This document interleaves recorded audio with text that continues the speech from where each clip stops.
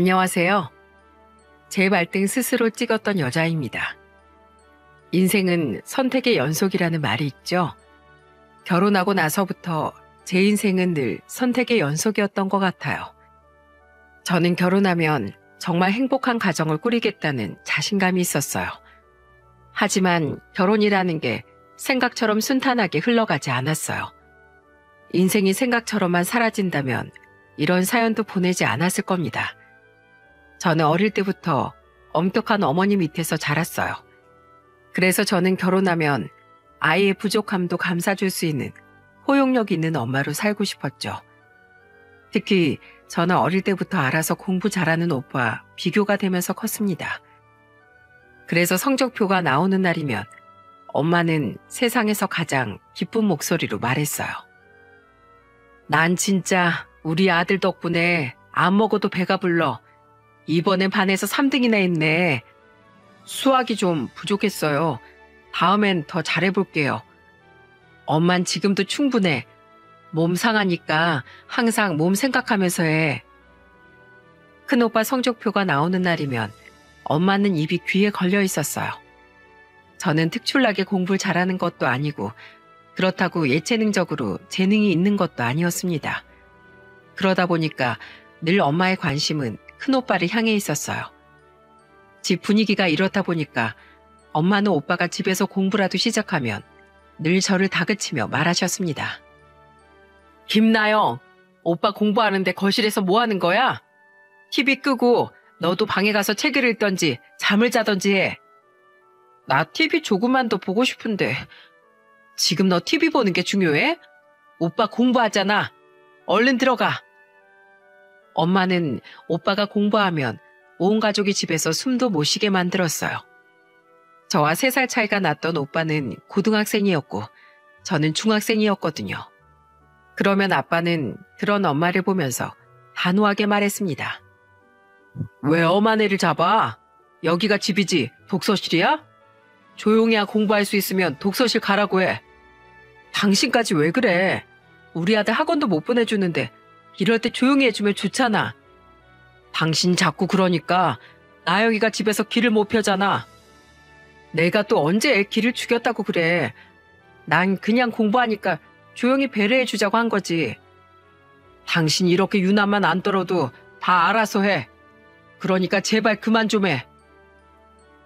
아버지는 엄마의 유별난 치맛바람에 다그치듯 말하셨어요. 집에서 유일하게 제 편이었던 아버지 덕분에 그래도 든든했던 것 같아요. 그렇다고 엄마가 완전히 오빠만 위하던 분은 아니셨습니다. 아버지와 다툰 날 엄마는 제가 있는 방으로 와서 미안한 목소리로 말하셨습니다. 나영아, 아까 엄마가 화내서 속상했어? 속상하긴 한데 오빠 시험 기간이니까 엄마 말도 이해해요. 우리 딸이 못난 엄마 때문에 철이 일찍 들었네. 엄마가 미안해. 앞으로는 안 그럴게. 그러니까 엄마 한 번만 용서해줘. 아니야. 나 엄마한테 화 안 났어. 난 엄마 좋아. 정말? 그럼 내일 엄마랑 데이트하러 갈까? 좋아. 엄마랑 영화도 보고 맛있는 것도 먹어야지. 엄마는 방에서 혼자 있는 저를 보고 위로해 주셨습니다. 항상 마음으로는 자식들을 공평하게 아껴주셨지만 지내다 보면 엄마도 모르게 오빠한테 더 신경을 쓰게 됐던 거예요. 그래서 전 엄마가 원망스러웠던 적은 없었어요. 그리고 엄마와 둘이 데이트를 나가면 엄마는 늘 저한테 맞춰주려고 하셨습니다. 우리 딸 뭐 먹고 싶어? 오늘이 엄마랑 오랜만에 데이트하는 날이니까 나영이 먹고 싶은 걸로 먹자. 나 그럼 파스타 먹을래. 그래, 그럼 우리 딸 먹고 싶은 거 다 시켜. 오빠 시험 기간이 다가오면 예민해지는 엄마였지만 오빠한테 밀려서 서운해할 저를 가장 잘 챙겨준 사람 역시 엄마였습니다. 그래서 그날 저녁 저는 집으로 돌아가는 길에 엄마한테 진지한 목소리로 말했어요. 나도 공부 잘했으면 엄마가 2배로 행복했을 텐데, 그치? 아니야. 엄마는 우리 나영이 건강하고 바르게 잘 커주는 것만으로도 고마워. 그런 생각하게 만들어서 오히려 엄마가 미안해. 아니야. 난 엄마랑 이렇게 둘이 나와서 놀다 들어가는 것도 너무 좋아. 엄마와 저는 친구 같은 모녀였어요. 속 깊은 이야기도 엄마한텐 편하게 할 수 있었죠.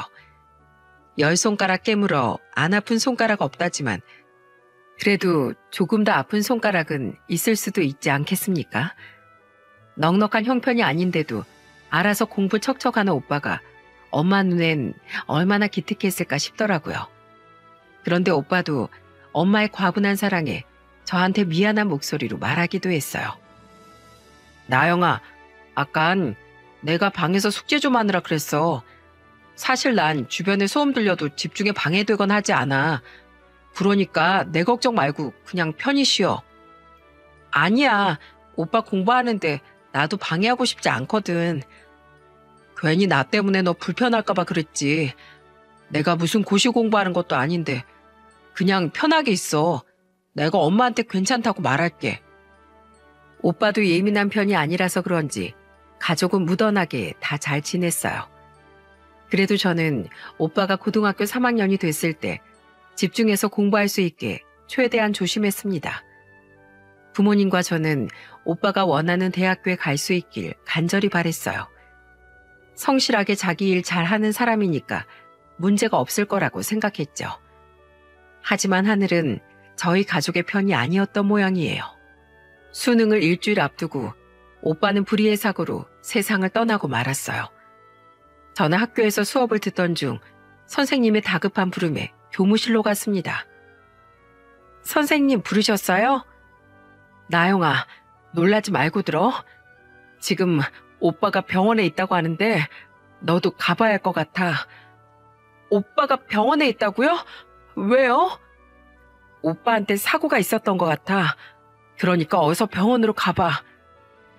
저는 오빠가 사고를 당했다는 말에 가슴이 쿵 내려앉았어요. 아침까지만 해도 웃으면서 인사를 나누던 오빠가 병원에 있다는 게 믿기지 않았습니다. 선생님 말에 저는 학교를 나와서 병원으로 갔어요.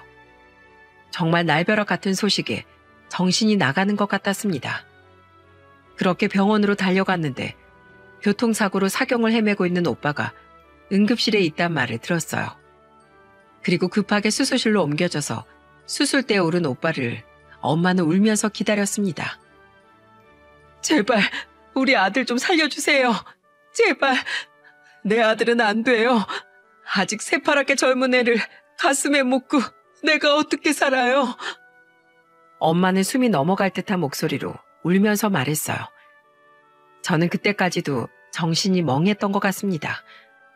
아침까지만 해도 건강하게 나갔던 오빠를 병원에서 보게 될 줄은 상상도 못했거든요. 아침에 같이 밥 먹고 나간 가족을 응급실에서 다시 보게 될 거라고 상상이나 할 수 있었겠습니까? 저는 그저 수술실 앞에서 부모님과 같이 초조한 마음으로 서 있을 수밖에 없었어요.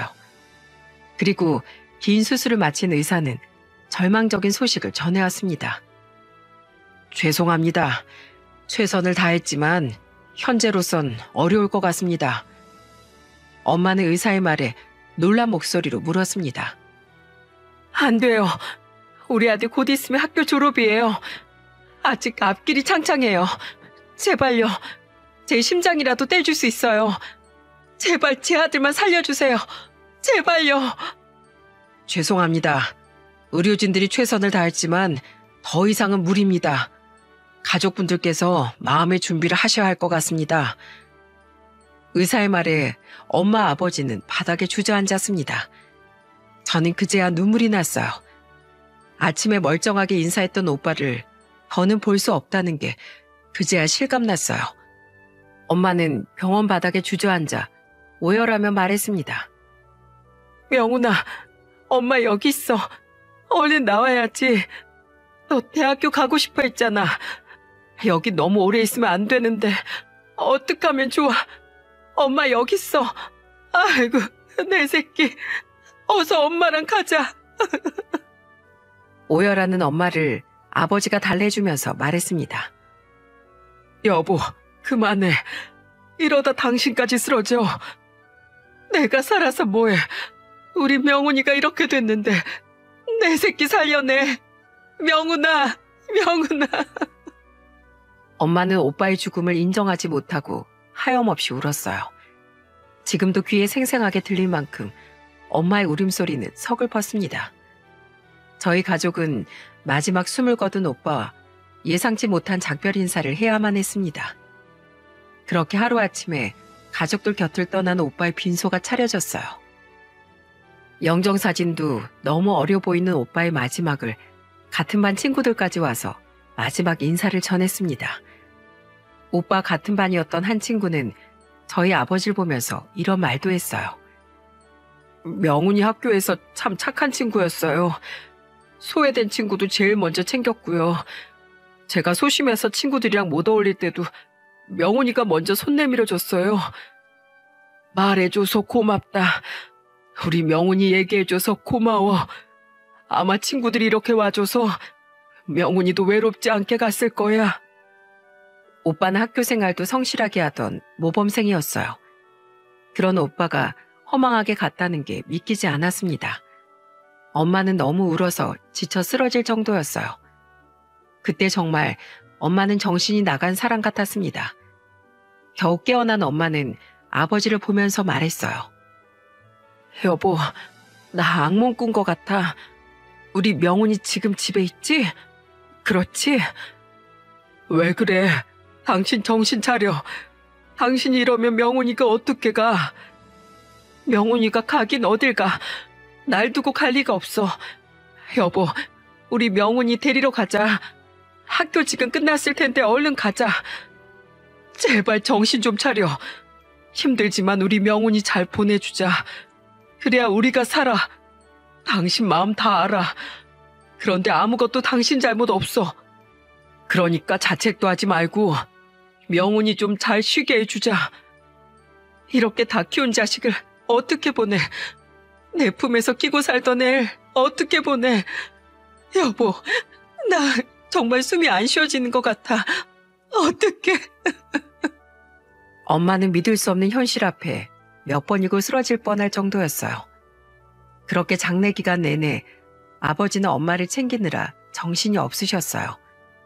장례를 다 치르고 오빠를 납골당에 안치하면서 눈물을 흘리면서 말했습니다.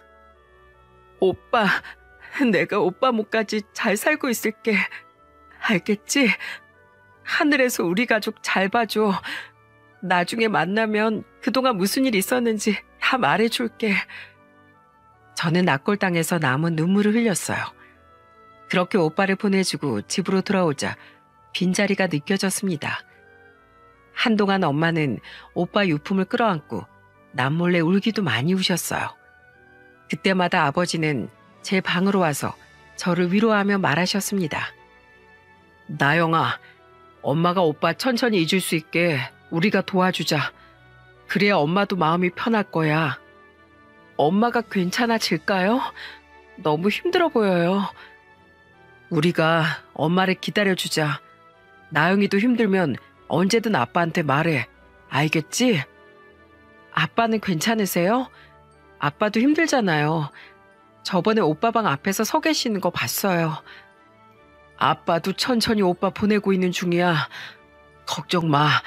우리 나영이도 오빠 잘 보내줘. 가족들은 오빠의 갑작스러운 마지막을 각자 정리 중이었습니다. 허망하게 떠난 가족의 빈자리는 꽤 컸습니다. 그렇게 제가 중학교를 졸업하고 고등학교에 입학하면서 조금씩 엄마도 예전 모습을 되찾아가기 시작했습니다. 그래도 한 번씩 엄마는 문득 우울한 모습을 보이곤 했어요. 바로 오빠 기일이 다가오는 날이면 엄마는 불면증에 시달릴 정도로 힘들어하셨습니다. 그러다가 오빠 기일이 다가오던 어느 날, 제가 학교에서 조금 늦게 끝났던 날이었어요. 그때도 늘 가던 비슷한 시간이라서 천천히 걸어가고 있었죠. 그런데 집 앞에서 하염없이 서성이고 있는 엄마가 보였어요. 그때 저는 엄마를 보고 반가운 목소리로 불렀습니다. 엄마, 왜 나와 있어? 너 지금 시간이 몇 시야? 왜 이제 와? 집에서 기다리고 있는 사람 생각 안 해? 왜 이렇게 엄마 속을 썩이는 거야? 나 맨날 이 시간에 왔어. 왜 그래, 엄마? 무슨 소리야? 너 원래 오던 시간보다 30분이나 지났잖아. 너라도 말을 잘 들어야 할 거 아니야. 엄마 속 터지는 거 보고 싶어서 그래? 평소와 비슷한 시간에 왔는데도 화를 내는 엄마를 보고 저는 크게 당황했어요. 그때 뒤늦게 달려온 아버지가 엄마를 말리면서 소리쳤습니다. 당신 뭐 하는 거야? 왜 꾸준 나영이를 잡아? 집에 와야 될 시간에 애가 안 들어오잖아. 내가 얼마나 놀랐는 줄 알아? 여보, 진정해. 나영이 이렇게 왔잖아. 아무 일도 없어. 엄마는 제가 조금 늦으니까 덜컥 겁이 났던 겁니다. 아버지와 제가 조금만 늦어도 엄마는 불안에 떨었어요. 그 후 엄마는 트라우마 치료를 받을 만큼 몇 년 동안이나 힘들어했습니다. 살도 쏙 빠진 엄마를 기쁘게 해주고 싶었어요. 그래서 정말 밤새도록 공부를 했던 적도 있었습니다. 그런데 엄마는 그런 저를 보면서 슬픈 목소리로 말하셨어요. 나영아, 엄마가 미안해. 엄마 아직 안 잤어? 일찍 자. 난 시험 공부할 게 남았어. 요새 왜 이렇게 밤새도록 공부하는 거야? 학생은 이 시간에 잠을 자야지. 난 엄마 기분 좋게 해주고 싶어서 공부라도 열심히 해보려고. 내가 아직 학생이라 돈을 벌 수도 없고 할 수 있는 게 공부뿐이잖아. 엄마 신경 쓰지 말고 나영이 하고 싶은 거 해. 엄만 나영이가 그냥 하고 싶은 거 했으면 좋겠어. 그냥 나영이 행복한 일만 해. 엄마가 미안하다.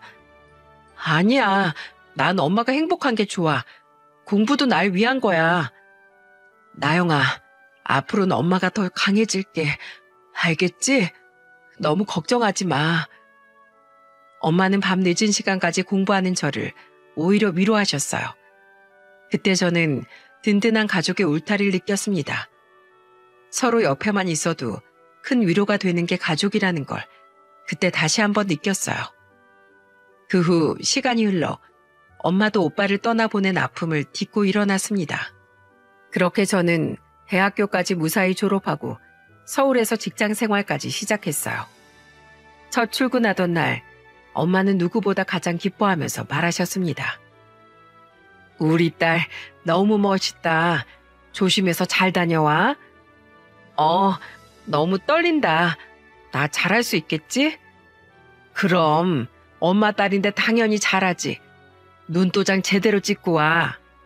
네, 다녀오겠습니다. 엄마의 응원과 기운을 받아 떨리는 첫 출근도 무사히 했어요. 그렇게 부모님은 저한테 삶을 살아갈 수 있게 해주는 힘이었습니다. 그래서 저는 이상형도 다정한 사람이었어요. 다정한 사람을 만나면 정말 행복한 가정을 꾸릴 수 있을 것 같았어요. 집신도 짝이 있다는데 저도 그런 다정한 사람을 만나 알콩달콩 살고 싶었습니다. 그리고 입사 7년 차쯤 됐을 때 운명처럼 지금의 남편을 소개로 만나게 됐어요. 남편은 같은 회사 직장 동료였습니다. 같이 일할 땐 누구보다 칼 같은 사람이라 남편한테 다정한 면이 있는 줄은 몰랐어요. 우연히 회식 자리에서 옆자리에 앉게 된 남편은 저한테 조심스럽게 물었습니다. 피곤하면 먼저 일어나셔도 괜찮아요. 오늘 팀끼리 회식하는 거라 먼저 가도 모를 것 같아요. 괜찮아요. 대한 씨야말로 술 너무 많이 마신 거 아니에요? 먼저 가보셔야 될 것 같은데요. 정 괜찮아요. 저희 팀이 워낙 회식이 많아서 이제 전 단련됐어요. 갑자기 저를 걱정해주는 남편 때문에 깜짝 놀랐어요. 그런데 남편은 잠시 후 저한테 병 음료를 하나 건네면서 말했어요. 나영 씨, 이거 미리 마셔둬요. 그래야 내일 출근할 때 속이 편해요. 제 것도 사오신 거예요? 네, 제가 술이 좀 약해요. 술이 약하다면서 말하는 남편이 귀여워 보였어요. 그렇게 저는 남편과 가까워지기 시작한 겁니다. 그리고 다음날 출근하자 책상에는 우유가 하나 있더라고요. 잠시 뒤 회사 메신저로 남편은 이렇게 대화를 보냈습니다. 김 대리님, 어제 잘 들어가셨어요? 속 안 좋으실 텐데 우유 마시고 시작하세요. 어제부터 오늘까지 이렇게 받기만 해서 어떡해요? 그럼 퇴근하고 저녁이라도 사세요. 저 시간 많아요. 그럴까요? 그럼 회사 앞에 말고 장소 따로 정해봐요. 저는 그렇게 남편과 회사 밖에서 만나기 시작했습니다. 그 후 남편과 저는 자주 만나면서 친하게 지내다가 연인으로 발전했어요. 남편은 공가사가 확실한 성격이었어요. 일할 땐 확실하게 선을 긋고 퇴근 후에는 한없이 다정한 사람이었습니다. 그런 남편과 결혼한다면 정말 잘 살 수 있을 것 같았어요. 그렇게 저희는 2년간의 연애 끝에 결혼까지 꼴이 날 수 있었습니다. 남편은 특히 친정에 잘하는 사람이었어요. 오빠 기일이 다가오면 남편은 정말 아들처럼 처가에 자주 갔습니다. 사내 부부로 같이 일하던 신혼 초에 남편은 문득 저한테 이런 말을 했어요. 여보, 우리 치킨이랑 맥주 사서 장모님 뵈러 갈까? 우리 집에 가자고? 당신 안 피곤해? 그럼 오늘 우리 월급날이잖아. 가서 용돈도 드리고 맛있는 저녁도 사드리자. 당신 이렇게 잘 키워주셔서 감사하다고 내가 더 자주 가서 말씀드려야지. 하여튼 당신이 이러니까 우리 엄마가 당신을 더 예뻐하는 거야. 딸보다 사이가 낫네. 나도 그런 생각 못했는데 고마워. 곧 있으면 기일 다가오잖아. 우리가 당분간은 자주 가자. 그래야 덜 힘드시지. 벌써 또 그렇게 됐네. 시간 참 빠르다. 남편은 오빠의 기일까지 챙길 정도로 세심한 사람이었어요. 그래서 엄마는 남편을 보면 정말 아들 같다는 말을 자주 하실 정도였습니다. 저는 그런 남편한테 한없이 고마웠어요. 그리고 엄마는 남편의 배려에 고마워하면서 남편을 보면서 말하셨습니다. 자네 일부러 이맘때쯤이면 더 자주 오는 거지? 자네한테 내가 정말 고마워. 저도 가족이잖아요. 당연히 장모님께 조금이라도 힘이 된다면 제가 와야죠. 제가 장모님 마음에 힘이 될까 모르겠네요. 당연히 힘이 되고 말고 고맙네. 난 자네한테 정말 너무 고마워. 자네 장인도 자네한테 말은 못해도 얼마나 고마워하는데. 그렇게 생각해 주시면 저야 고맙죠. 대단한 일도 아닌데 제가 더 감사드려요.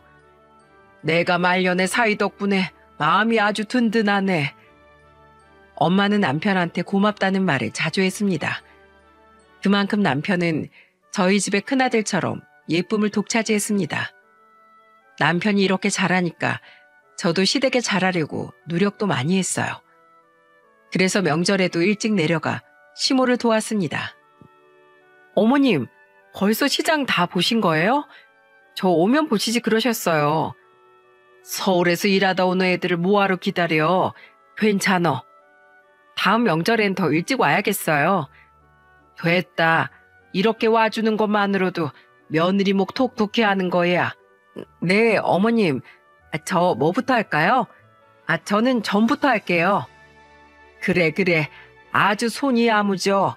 우리 며느리 못하는 게 없어. 시모는 그때만 해도 저와 둘도 없는 고부지간이었습니다. 고부 갈등이라곤 상상도 못할 만큼 시모 성격이 서글서글했어요. 그래서 시골에 있는 시댁에 가는 길이 부담스럽거나 스트레스 받았던 적도 없었습니다. 그러다가 저는 임신을 하게 되면서 회사를 그만둬야 했어요. 그리고 남편은 서울에서 직장 생활을 이어나갔습니다. 그렇게 결혼 1년 차에 아이를 낳고 저희는 새 식구가 된 거예요. 그때만 해도 남편은 딸을 보면서 세상에서 가장 행복한 얼굴로 말했습니다. 아이고, 우리 딸 누구 닮아서 이렇게 예쁠까? 큰딸은 아빠 닮는다던데 아빠 닮았나? 저는 그런 남편을 보면서 어이없는 목소리로 말했어요. 누가 보면 당신이 낳은 줄 알겠어. 그렇게 딸이 예뻐서 출근은 어떻게 하나 몰라. 확 회사 그만둘까? 회사가 작으니까 아빠들은 육아휴직도 없네. 이래서 머슴도 대감집 머슴이 좋다는 거야. 됐네요. 다니던 회사나 잘 다니셔. 그래야 우리 딸 먹을 분유 한 통이라도 더 사지. 그래, 양이야. 아빠가 내일도 출근해서 돈 많이 벌어올게. 작은 회사에 다녔던 남편은 이직을 하려고 준비도 해봤어요. 하지만 경력도 애매하고 마땅한 자리가 없어서 늘 이직은 수포로 돌아갔습니다. 그래도 저는 괜찮았어요. 검소하고 성실한 남편이었습니다. 저는 큰 욕심 없이 이대로 모두 건강하기만을 바랬어요.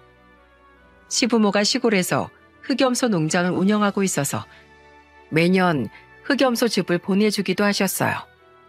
시골의 흑염소를 자연 방목으로 키우기 때문에 찾는 사람도 꾸준했습니다. 그래서 딸과 같이 내려가면 딸이 뛰어놀 수 있는 마당 있는 집도 너무 좋았어요. 한창 딸이 걸음마를 시작했을 땐 시댁에 가면 시간 가는 줄 모르고 걸음마를 하려고 했어요. 그 모습을 보고 시부가 웃는 목소리로 말했습니다. 아이고, 우리 손녀딸이 시골을 이렇게 좋아하는 줄 몰랐네. 여기서 하랩이랑 살아야겠다. 시부가 장난스럽게 말하면 시모는 어이없는 목소리로 말했어요. 당신은 그 흑염소 농장이나 자주 가봐. 당신보다 개들이 더 잘 지키잖아. 거기 지키라고 내가 밥 주고 털도 비껴주는데 당연히 개들이 잘 지켜야지. 아이고, 핑계도 좋네. 시부모는 티격태격하면서도 금술이 좋으셨어요. 시댁과도 별 갈등이 없었고 친정에도 큰 문제가 없었죠. 그런데 항상 문제는 방심했을 때 생긴다고 하지 않습니까? 바로 결혼 4년 차에 딱 문제가 생긴 거예요. 그것도 정말 청천벽력 같은 소리였어요. 바로 남편이 위암 2기 진단을 받은 겁니다. 위암 초기는 증상이 나타나지 않아서 그동안 남편도 저도 까맣게 몰랐던 거예요. 남편은 회사에서 건강검진을 받았다가 나온 결과에 당혹스러워했습니다. 난 그동안 소화가 좀 안 되는 것 같긴 했는데 정말 멀쩡해서 꿈에도 몰랐어. 이제라도 알아서 진짜 다행이다.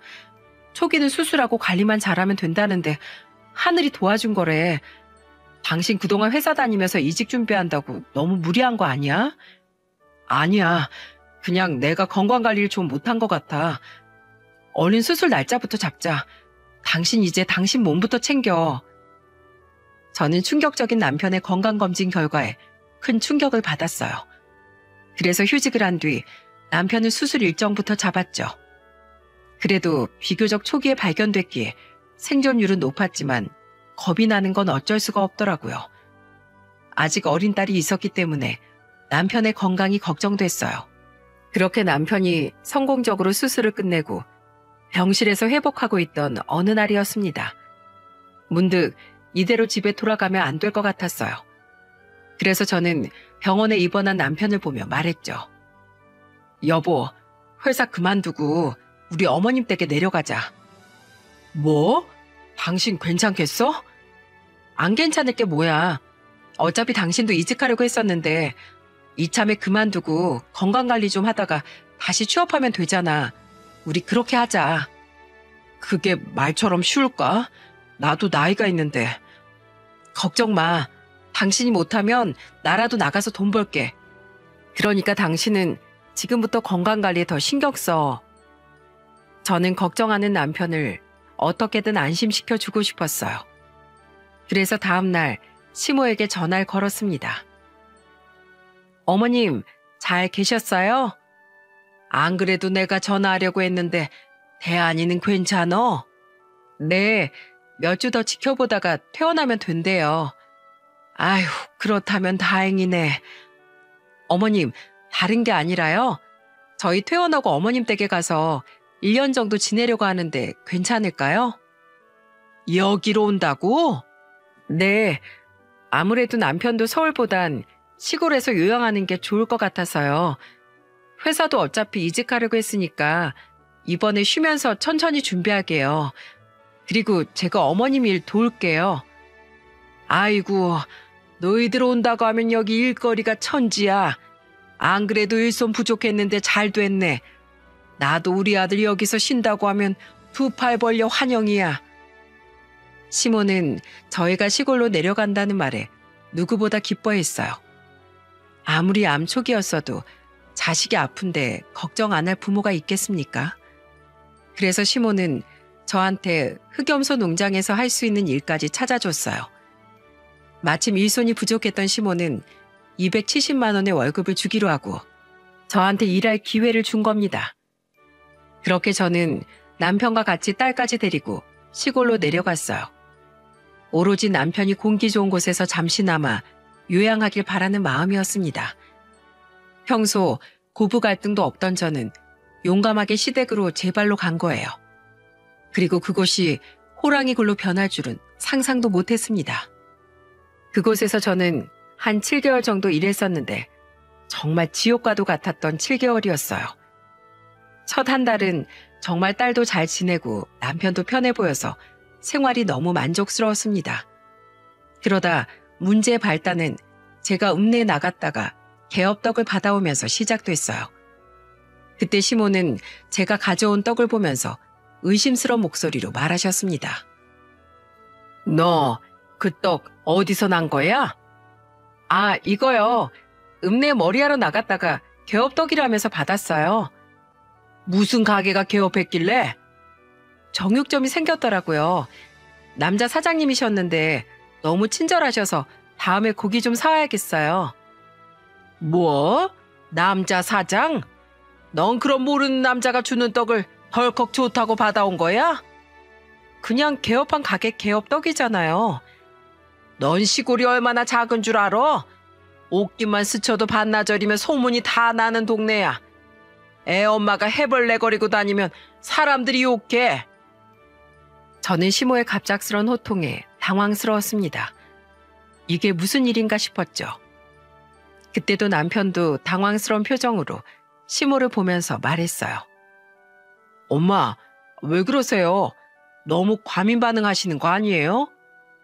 남편이 몸이 안 좋으면 아내가 지조를 지켜야지. 하여튼 조심해.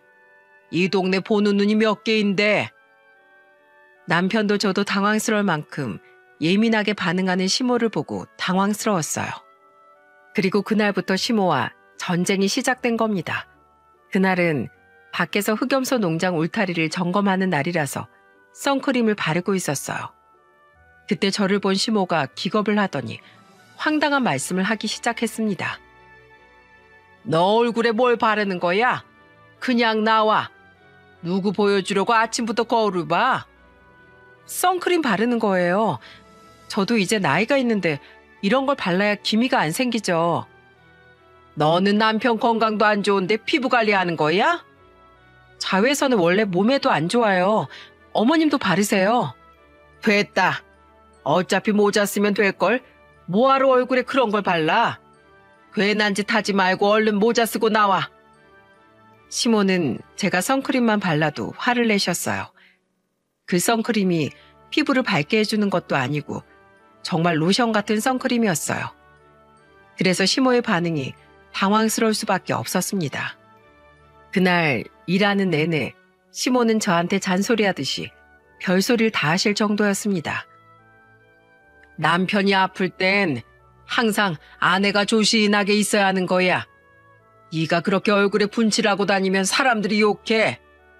분칠이라뇨. 그냥 선크림 바른 거예요. 자꾸 그런 말씀하지 마세요. 저 그런 생각도 없고 어머님 아버님 얼굴에 먹칠할 만한 행동도 한 적 없어요. 꼭 지금이 아니라도 앞으로 조심하라는 거야. 괜히 여기 와서 신나서 돌아다니지 말고. 저는 대체 시모가 어떤 생각인지 감이 안 왔어요. 그런데 그날 이후 시모는 더 노골적으로 저를 압박하기 시작했습니다. 제가 딸을 데리고 목욕탕에 갔을 때 어떤 황당한 일이 있었는지 아십니까? 그날 저는 분명히 남편한테 딸을 데리고 목욕탕에 간다고 말을 하고 나왔어요. 시부모가 집을 비워서 어쩔 수 없이 남편한테만 말하고 나온 거죠. 그런데 딸과 목욕을 하고 나오니까 시모한테 부재중 전화가 30통이나 와 있는 거예요.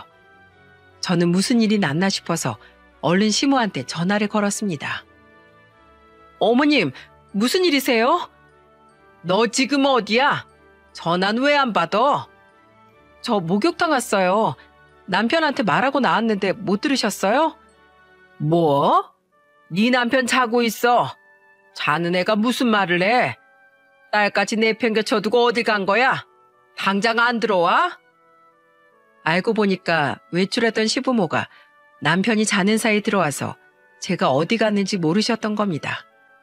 심지어 시모는 제 딸이 남편 옆에서 같이 자고 있는 줄 알았던 거예요. 저는 너무 어이가 없어서 시모한테 말했습니다. 어머님, 저 지금 딸 데리고 목욕탕 왔어요. 뭐야? 그럼 지금 우리 아들 옆에 있는 건 뭐야? 시모는 황당한 목소리로 말하더니 남편 방으로 들어간 것 같았어요. 그리고 남편이 일어나는 소리가 나더니 남편 이불 밑에서 자고 있던 애완견이 짖는 소리가 들리는 거예요. 시모는 제대로 확인도 안 하고 전화해서 제게 화를 대뜸 냈던 겁니다. 그러자 시모는 당황한 목소리로 말했습니다. 네가 소녀 데리고 목욕탕 갔는지 어딜 갔는지 내가 어떻게 믿어? 사진 보내봐. 사진이요? 여기 목욕탕이에요. 어떻게 사진을 보내요? 왜 못 보내? 네가 결백하면 어떻게 해서든 사진을 보냈겠지. 목욕탕이 무슨 대수야? 시모가 버럭 소리를 지르자 옆에 있던 남편이 시모 전화를 뺏으면서 말했어요. 엄마, 그만 좀 하세요. 저 사람 목욕탕 간 거 맞아요. 왜 자꾸 며느리를 의심하세요? 다 의심할 만 하니까 하지. 너 이렇게 안일하게 생각하다가 큰 코 다치는 거야. 그만 좀 하세요. 그 정도 믿음도 없는 부부가 어딨어요. 제발 옆에서 이상한 부채질 좀 하지 마시라고요. 남편은 시모한테 버럭 화를 내고는 저한테 사과하며 말했습니다. 여보, 놀랐지? 내가 깜빡 잠들어서 말을 못했네. 들어올 때 우리 딸 과자라도 사주면서 천천히 들어와. 남편의 말에도 저는 마음이 잔뜩 상해 있었어요. 세상에 목욕탕에 있다는데도 사진 찍어 보내라고 우기는 시모가 세상에 어디 있습니까? 그래서 정말 그날 기분 좋게 목욕하고 나왔다가 기분만 상했네요. 그런데 이건 약과에 불과했습니다. 매달 월급을 잘 주던 시모가 4개월쯤 됐을 때 갑자기 월급이 안 들어오는 거예요. 그래서 저는 다 같이 저녁을 먹다가 시모한테 의아한 목소리로 물었습니다. 어머님, 저 오늘 월급날인데 아직 급여가 안 들어왔어요. 너 말 잘했다. 월급 관리 어떻게 하고 있는 거야? 나한테 좀 보여줘봐. 네? 월급이요? 그래. 네가 뒤로 빼돌리고 있는지 어떻게 알아? 네 남편 위암 초기에 운 좋게 발견했으니까 다행이지. 재발하면 어떡할 거야? 그때를 대비해서 돈 잘 모으고 있는 거야? 어서 통장 내역 좀 줘봐. 시모의 말에 정말 당황스러웠습니다. 그러자 시부가 시모를 말리면서 말하셨어요. 당신 뭐 하는 거야? 며느리한테 그게 무슨 말이야? 우리 며느리가 엄한 곳에 돈 쓸 리가 없잖아. 모르는 소리 하지 마. 옆집 용규 엄마 못 봤어? 아들이 큰 병 걸리니까 며느리가 애만 데리고 도망갔잖아. 나도 그 집 며느리가 그렇게 야반도주 하듯이 도망갈 줄 몰랐어. 사람 속을 누가 알아? 저와 남편은 시모의 말에 입이 떡 벌어졌어요. 그동안 시모가 저를 쥐잡듯 잡았던 게 다 저런 말도 안 되는 이유 때문이라는 걸 알게 된 겁니다. 그때 남편은 밥을 먹다 말고 시모한테 소리쳤어요. 엄마, 제가 그만하시라고 했잖아요. 내가 너 때문에 이렇게 노심초사하는 거야. 너야말로 마누라 도망가면 어쩌려고 그래? 무슨 소리를 하시는 거예요? 이 사람 지금 저 때문에 이런 시골까지 와서 일하는 거잖아요. 제발 그만 좀 하세요. 결국 그날 시모는 시부와 남편의 호통을 듣고 나서야 월급을 보냈습니다. 저도 정말 황당하더라고요. 남편을 위해 내려온 건데 괜히 시모와 사이만 틀어지는 것 같아 마음이 영 안 좋더라고요. 그 후로 남편은 시모가 저한테 말도 안 되는 의심을 할 때마다 한마디씩 했습니다. 그런데 시모와 저 사이에 제대로 꺼지지 않은 불씨가 터지고 말았습니다. 그게 제가 시댁에 내려온 지 딱 7개월째 되는 날이었어요. 제가 흑염소 농장 울타리를 보다가 농장을 지키는 개한테 물리고 말았습니다. 개를 다루는 게 서툴렀던 저는 그대로 걔한테 다리를 물리면서 비명을 지르면서 주저앉았습니다. 그러자 시모와 시부가 놀란 얼굴로 달려왔어요. 시부는 저를 보면서 다급한 목소리로 물었습니다. 걔한테 물렸어? 네, 울타리 보고 있었는데 걔가 갑자기 달려들었어요. 피가 뚝뚝 나네. 아, 당신 뭐해? 빨리 구급차 불러. 잘못 넘어져서 지금 꼼짝도 못하는 것 좀 봐. 저는 걔한테 물리면서 엉덩방아를 찧었는데 하필 제가 넘어진 자리에 돌이 있어서 꼬리뼈가 그대로 찍힌 겁니다. 그래서 정말 꼼짝도 못할 만큼 너무 아팠어요. 다리에 걔한테 물린 것보다 넘어져서 찍힌 꼬리뼈 쪽이 너무 아픈 겁니다. 그런데 시모는 그런 저를 내려다보면서 팔짱을 낀 채 말했어요. 꾀병 부리지 말어. 내 눈은 못 속여. 걔가 좀 물었다고 꼼짝 못한다는 게 말이 된다고 생각해? 너 일하기 싫어서 머리 쓰는 거지? 일 안 하고 어디 가려고? 그 상황에도 시모는 저를 의심하고 있던 거예요. 저는 정말 아픈 와중에도 시모한테 크게 실망했습니다. 오로지 남편 건강 생각해서 시골까지 내려온 저를 이렇게 밑도 끝도 없이 의심하는 게 말이 됩니까? 그때 시부는 화를 내면서 119를 불렀습니다. 그리고 남편한테 전화를 걸어 곧이어 남편이 왔어요. 그런데 시모는 남편을 보면서 비아냥거리며 말하더군요. 대안아, 네 마누라 지금 꾀병 부리는 거야? 놀랄 것 없어. 일하기 싫어서 머리 쓰는 거라고. 엄마, 지금 사람이 다쳤잖아요. 꼼짝도 못하는 거 안 보이세요? 대체 왜 그러세요? 너 지금 엄마한테 화낸 거야? 다 널 위한 거잖아. 왜 엄마 마음을 몰라? 아니요. 그건 저를 위한 게 아니라 엄마 혼자 착각하는 거예요.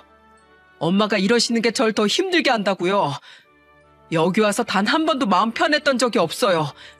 안 그래도 힘든데 엄마까지 그러니까 더 스트레스 받는다고요. 시모는 남편이 호통칠 걸 예상 못한 것 같았어요. 그때 구급차가 왔고 구급대원들이 저를 옮기려고 했어요. 그런데 시모는 구급대원들을 막으면서 소리치기 시작했습니다. 안 돼! 못 가! 내 며느리 아무도 못 데려가! 그때 시부가 막무가내로 소리치는 시모를 막았습니다. 그리고 남편은 구급차에 같이 타고 저와 같이 병원으로 갔습니다. 남편은 구급차에서 아파하는 저를 보고 울면서 말했어요.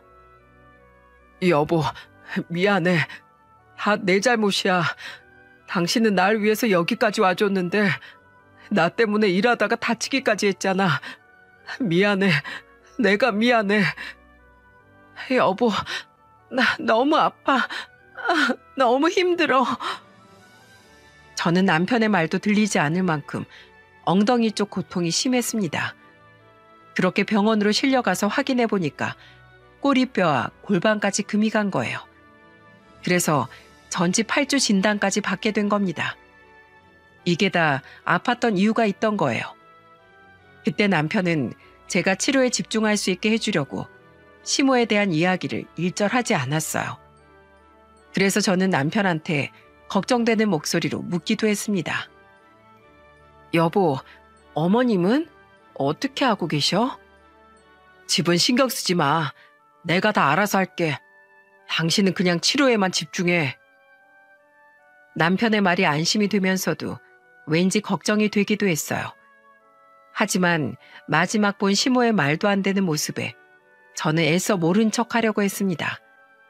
그리고 제가 치료를 끝내고 집에 갔을 때 정말 깜짝 놀랐어요. 제가 퇴원하던 날 남편은 이미 짐을 모두 싸둔 상태였던 겁니다.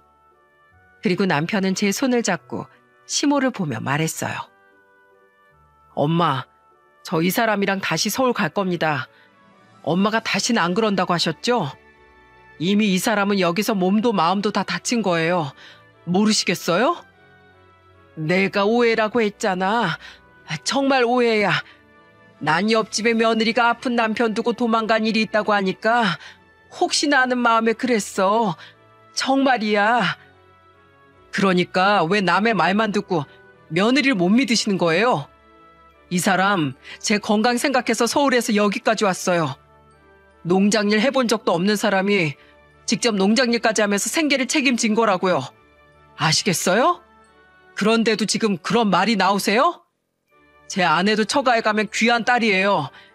제가 엄마한테 귀한 아들인 것처럼요. 이 사람도 처가에서 귀한 자식이라고요. 대안아, 엄마 말 좀 들어봐. 다 널 위한 거였어. 제 핑계 대지 마세요. 이거 다 엄마가 괜한 걱정해서 시작된 거예요. 그때 시모는 남편한테 애원하며 사과하기 시작했어요. 시모의 해명에 저는 정말 기가 막혀서 입이 떡 벌어졌어요. 그러자 시모는 제 손을 잡으면서 울면서 말하셨습니다. 너는 내 마음 알지? 너도 자식 키워봐서 알 거 아니야. 네가 나였어도 그랬을걸? 부모가 자식 아끼는 마음이 뭐가 잘못됐겠어요. 하지만 어머님 방식은 정말 잘못된 거예요. 아들 아낀다고 며느리 의심하고 아픈 순간에도 그런 식으로 하신 거 저 아직도 가슴에 사무쳐요. 저는 남편이 아프다고 했을 때 한치 의심도 없이 남편만 생각하고 여기 왔어요. 그런 제 진심을 의심하고 짓밟은 건 어머님이세요. 저 지금 올라갈게요. 더는 여기 못 있겠어요. 저한테 괜한 의심 많은 어머님이랑 한 지붕 아래서 어떻게 있겠어요? 이대로 가면 내가 걱정스러워서 어떻게 살아. 네가 마음 좀 돌려주면 안 되겠니? 아니요. 사람이 사람한테 준 상처 쉽게 안 지워져요. 특히 제가 믿었던 어머님한테 그런 의심 받았다고 생각하면 끔찍해요. 일단 가보겠습니다. 아버님 안녕히 계세요. 저는 그렇게 시부한테 정중히 인사를 한 채 남편과 같이 서울로 올라왔어요. 그리고 저는 남편과 한동안 시모 연락을 안 받고 있답니다. 이게 바로 지난 여름에 있었던 일이에요. 시모는 지금도 저한테 손편지와 같이 흑염소 집을 보내고 계세요. 겨울에 제가 수족 냉증이 있다는 걸 아셔서 미안한 마음과 걱정스러운 마음으로 저를 챙겨주시는 겁니다.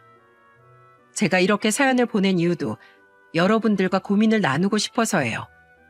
시모는 제가 아픈 남편을 두고 다른 남자와 눈이 맞을까봐 저를 밑도 끝도 없이 의심했던 겁니다. 저는 시모가 저한테 이런 의심을 했다는 것 자체가 소름이 돋네요. 여러분들이 저라면 이 상황을 어떻게 하실 것 같습니까? 저는 사실 다시 연락하고 예전처럼 지낼 자신이 없네요. 한번 깨진 그릇은 다시 붙여도 못 쓸 접시가 된다고 하지 않습니까? 저는 이미 신뢰가 깨져서 예전처럼 지낼 수 없을 것 같아요. 가족은 정말 서로를 믿고 의지할 수 있어야 하는데 저는 시모가 또 저를 의심할 것 같다는 생각이 드네요. 남편이 지금은 건강하지만 또 아픈 상황이 오면 똑같은 상황이 반복될 것 같아요. 그래서 아무리 가까운 사이라도 말 한마디가 중요한 것 같습니다. 말 한마디가 오랜 관계에 금을 가게 하는 것 같으니까요. 지금은 남편도 새로운 직장에 출근하기 시작했고 저희 딸은 건강하게 어린이집에 다니고 있어요. 저는 아무래도 한번 금이 간 꼬리뼈와 골반을 조심해야 하기 때문에 조심스럽게 생활하고 있답니다. 아무래도 고민이 있다 보니까 힘들지만 이 고비도 잘 넘길 수 있을 거라고 믿어요. 여러분들께서 남겨주시는 댓글을 참고해서 제가 현명한 판단 내릴 수 있도록 하겠습니다. 모두 제 긴 사연 들어주셔서 감사드립니다. 연말에